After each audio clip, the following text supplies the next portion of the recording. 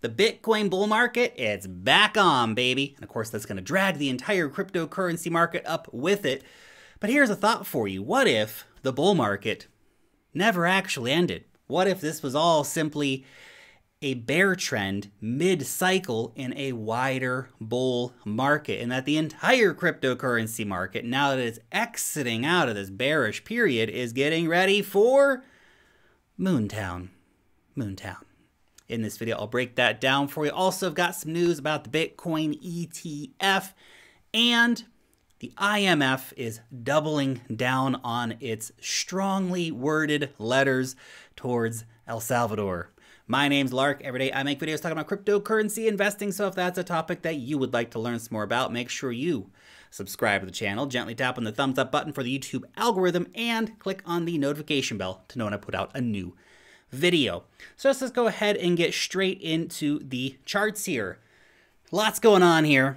Lots going on here. Let's start off by talking about the fact that Bitcoin has gone up almost 37% in just the last few days. We've had 7 straight green candles on the daily charts here. That's looking very nice. Should end up being a beautiful weekly candle. Obviously, we're still a few days away from that ending, so let's knock on wood here to not jinx it. But things have been going quite nicely for the markets over the last few days, so that's encouraging to see. I definitely do like that. We also cracked over another major achievement today for Bitcoin. This blue line here, it's the 200-day exponential moving average. The red line up here is the 200-day simple moving average. Now, the exponential moving average reacts much more to recent price action. You can see how far away these two 200-day moving averages currently are, but we have now crested above and closed a daily candle peaking above the 200-day exponential moving average. What I want to see now is a candle completely closing body and wick above the 200-day exponential moving average. I think that would really ignite the bulls, get a lot of people excited in the market, because this is a major trend line. Now, I tend to put more weight personally on the 200-day simple moving average because it doesn't respond as much to that recent price action, and it gives you, I think, a bigger macro picture of the price action. So I really want to see the price of Bitcoin closing above the 200-day simple moving average. That is only 11% away from the current price action. So we need to see a candle basically closing around $45,000 to reclaim the 200-day moving average. When that happens, I'm not going to say if, when that happens, that will be a very bullish moment for the market. I think you have a lot of traders that will be watching this. Obviously, you got to take a bit of risk and get in when things are a bit riskier in order to catch the most upside possible. But here's the deal. A lot of people will start going long after the 200-day exponential moving average. I think you'll see a lot of buyers stepping up here, but you're also going to see a lot of buyers stepping up at the crossover of the 200-day simple moving average, because that will signal to a lot of players that the bull market's back on, or the, bull market never really ended. This is simply a mid-cycle bear trend, but definitely the bulls are back in charge of the market at this point, and that we are going to see the price go a lot higher. So if you're buying Bitcoin at $45,000 on the expectation that it's going to 6 digits, well, that's a pretty good play, to be honest. And yeah, it was much better buying it down here, but it was a much more uncertain time to buy down there, right? It's a lot scarier buying Bitcoin down here, whereas buying Bitcoin on the cross of the 200-day moving average, for a lot of people, that's going to be a lot more of a certain thing. That's going to be a moment when they feel there's a lot more confidence in the recovery of the market. Next up, our target is the green line here. We'll just get a few of these things off of the chart here to clean it up a little bit. But that green line, super important area of resistance. So we can see it acting as resistance here, here, and here. Bitcoin very close to testing that area again. Let's see if we can close above that. If we close above the green line here, this area of resistance, then reclaiming the 200-day moving average, probably won't be such a big deal. But yeah, we're keeping a close eye on that here. Now, I did this poll over here on Twitter asking, so was all of this nothing more than a mid-bull cycle bear trend for Bitcoin and really the entire cryptocurrency market? Almost half of respondents are saying yes, moon soon. 10% still in the hardcore bear territory saying no, Lark, what are you talking about? Come on, man, the 3-year bear market is here. It's all over. This is the trap. This is the exit scam that you're witnessing right now, that they're going to dump the bags on you and then drop the market super hard. It's all over. It's always a possibility. Always a possibility. Nobody can predict the future in the markets, but I remain on the bullish side. 20% of people don't know what they're praying. They're praying that it's like we get the reversal. And I know a lot of bags out there are hurting. A lot of investors' portfolios are down a lot still. People have held through some pretty tough times here in the market. So I understand the sentiment. And 21% of people just don't care about any of this nonsense. They just keep on stacking sats for long-term financial freedom. That's how winning's done. But I've said this a lot of times during this entire bear trend that's been going on, that essentially what this looks like is more of a 2013 scenario where you have this very bearish period coming with massive run-up, massive drop, bearish sideways ranging for months and months and months. You have to remember that there are so many indicators that never got hit to say that was, you know, the top of the bull market. That was the blow off top. And bull markets, they tend to end with dramatic, euphoric blow off tops. And things were getting pretty euphoric a few months ago. We got to keep that real. But most of the indicators did not show that the bull market was over. Some did. Obviously, the pi cycle top indicator, that was spot on, definitely called the drop in the market. But so many others, like the Peel multiple and a dozen other indicators we can talk about here, showed something very different. They showed that Bitcoin never reached a blow-off top period, and many of those actually came back down into a strong buy zone during this recent market correction. Very, very interesting. That doesn't sound like a market top to me. So perhaps this is exactly what we're looking at. And the end of the year is going to be mega bullish. Q4 2021 could be mega moon city, just in the exact same way that late 2017 or late 2013 were super, super bullish for the market. Remember, Bitcoin did something very similar to this back in 2013. Ethereum in 2017 did something very, very similar as well. Early year, massive run up, incredible correction. Ethereum actually went down 70% in 2017. And then it ranged sideways for months. And look, at the current trajectory, we may not see a new all-time high price for Bitcoin for a couple of months.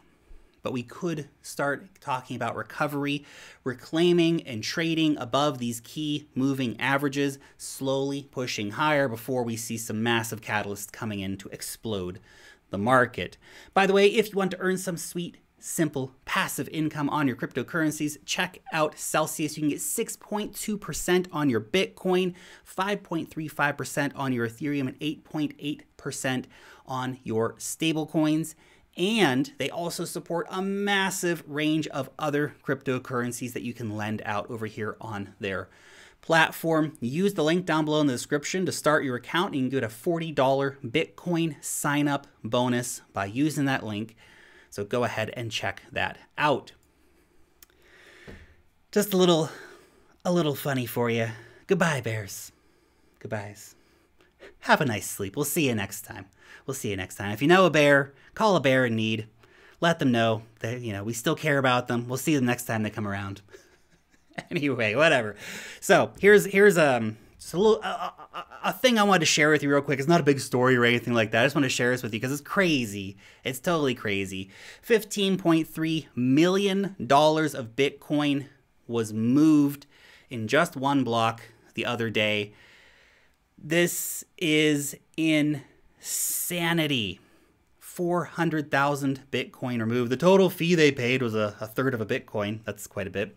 But I guess, hey, when you're moving $15.3 billion in Bitcoin, you don't worry about the $15,000 or whatever transaction fee. Not a big deal. It's a big transaction fee. Anyway, holy cow.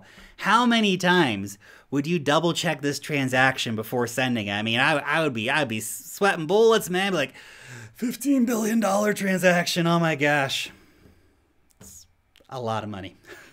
That's a lot of Bitcoin. Holy cow. Now, this is an interesting one too. I think in terms of market sentiment, we've talked about this chart on the channel quite a few times before, but it's very, very interesting. Are we right here? Was this actually all just the first major sell-off in the market? See, a lot of people were thinking, hey, actually the market's completely over. We're here at fear. We're about to go in capitulation, total despair. But what if we've already seen this entire market cycle play out on a mini scale, right? On a mini scale, right? We're talking about how'd that bear trend even happen. So we did have the initial sell-off and the bear trap and the big run-up and all that stuff. But what if that was just a cycle within a cycle, and that the bigger cycle, the bigger bull market cycle, is just getting heated up? What if this was actually just the first major sell-off, the first real sell-off in the market, the multi-month sell-off that has everyone questioning what the heck is going on? Why did I invest in this? I'm an idiot. All of that kind of stuff. The bears come out and start getting super cocky. Oh yeah, Bitcoin's going back down to $3,000. Let's short this Ponzi scheme back to zero. The bear trap. The bear trap. And a lot of bears did get trapped. We talked yesterday about how $1.1 billion in shorts, those are bearish people who were shorting the market, thinking the price is going to go lower, got liquidated. Ouch. That's the bear trap. Now we start talking about, well, what's the next phase? Media starts picking it up again. Enthusiasm starts returning. People start going crazy. And that could be Q4 of this year. So something interesting. Market psychology tends to work in patterns. I don't make the rules. That's just how it works. Speaking of end of year catalysts, so this is the global head of ETFs at the Bank of New York Mellon. He thinks that a Bitcoin ETF could be approved at earliest at the end of this year. Now, we've had quite a few different analysts coming out talking about the Bitcoin ETF over the last couple of months. These are people really big in the ETF game. And they're saying, a lot of them are saying, don't expect a Bitcoin ETF before 2022. It's not going to happen in 2021, basically. These are, smart people who wear suits, and I guess in this guy's situation, not a tie, but they're wearing suits.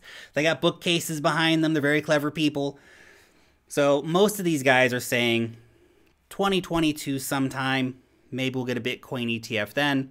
This guy's saying it could be 2021. We could see something like November, December, for example. And that would probably signal the blow-off top for the market, at least in the short term. When you get that coming in, that's going to be some crazy town kind of price action. We get these Bitcoin ETFs approved in the USA. But this guy's saying end of the year at the earliest. Other guys are saying 2022. We had Hester Pierce, as I talked about yesterday. She's an SEC commissioner. She came out saying the USA is woefully behind on regulating Bitcoin ETFs. And it's true, they are. So we'll see whose predictions end up coming true. But what's interesting is that no one's saying there is not going to be a Bitcoin ETF approved. Everybody's saying a Bitcoin ETF is coming. It will be approved. The only question is, when is that going to happen? And that's a very interesting turn in the conversation, because a couple years ago, we were having people say, well, Bitcoin ETF's never going to happen, et cetera, et cetera. Now the conversation is the Bitcoin ETF's happening. Our only disagreement is our predictions on when we think it's going to be approved. It's either going to be sooner or later. I haven't really seen anyone out there saying, oh, it's not going to be approved this decade, or it's going to be 2025 or 2023 even. A lot of guys are saying 2022. This guy's saying it could be a little bit earlier, sometime at the end of this year. Who will end up being right? Who knows? But it's a when, not an if situation. And when it does happen, it's going to be Moon City for Bitcoin. And the final story for today, the IMF, the International Mafia Family. Good, probably, acronym for these this gangster-like organization that goes around shaking down developing nations, forcing them at the end of a pen, essentially holding loans over their head in exchange for forcing them to sell off all of their country's assets to international corporations. They're the good guys, the IMF. These guys have issued a veiled warning against El Salvador's Bitcoin law. They're saying it's an inadvisable shortcut. You know, the IMF, they are the standard bearer of the dollar-dominated international order. And that international order is slowly but surely being challenged by technology because the dollar, it's outdated technology at this point. That's why you see all these governments around the world rushing to get central bank digital currencies brought out because it's going to allow them a much higher degree of control. They're going to know exactly who's got what, when. They'll take the taxes straight out of your transactions. If they don't want you to buy something, you're not going to be able to buy something. If they want you to send money to somebody, you're not going to be able to send money to somebody. We're talking about the end of cash coming eventually. And in that situation, decentralized cryptocurrencies, things like Bitcoin, are going to really shine through with their value propositions. That being said, I feel like this current situation with El Salvador and the IMF is really one of those situations where it's, you know, El Salvador is a small country, but you cannot let a spark start. Because if you let El Salvador do it, well, then who's next? Well, then Panama's going to do it. And then some country in Africa is going to do it. And then some country in, you know, Southeast Asia is going to do it. And then some European country's going to do it. And before you know it, you have dozens of countries that have allowed Bitcoin as legal tender within their countries. And all of a sudden, who wants to use the US dollar anymore?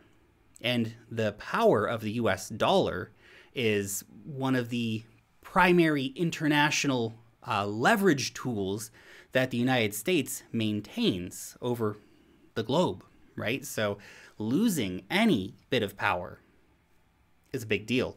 And you must stamp out any sparks before those sparks turn into fires. The fires turn into infernos.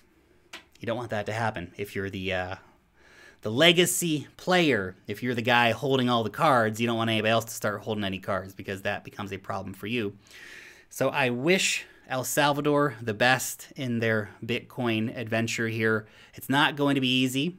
They definitely need to stay the course. And I think they need support from the wider cryptocurrency community, the Bitcoin community. I'm sure they're going to be getting that kind of support, but we keep seeing these statements coming out, these strongly worded letters. This is not the first one from the IMF. The IMF has come out multiple times now saying that they don't like this. They're not fans of this. They're not going to support this. They're not going to help this, et cetera, et cetera. The U.S. State Department has not had anything good to say about it. The World Bank, also not a fan. So we're seeing all these international financial organizations not getting on board with Bitcoin in El Salvador, which makes me think, man, Bitcoin's so powerful. Look at all these international organizations circling the wagons, throwing out their little daggers. Bitcoin, man. Bitcoin. Anyway, those, of course, just my 2 Satoshis for the day. Your question, are we going to see a Bitcoin ETF in 2021? Will this guy from the Bank of New York Mellon be right that maybe we'll see it at the end of the year or 2022? We're not going to get it this year, Lark. Chill out on the hopium, man. Relax. 2022, maybe longer. Curious to hear your opinion down below in the comment section. Thanks so much for watching today's video, and peace out till next time.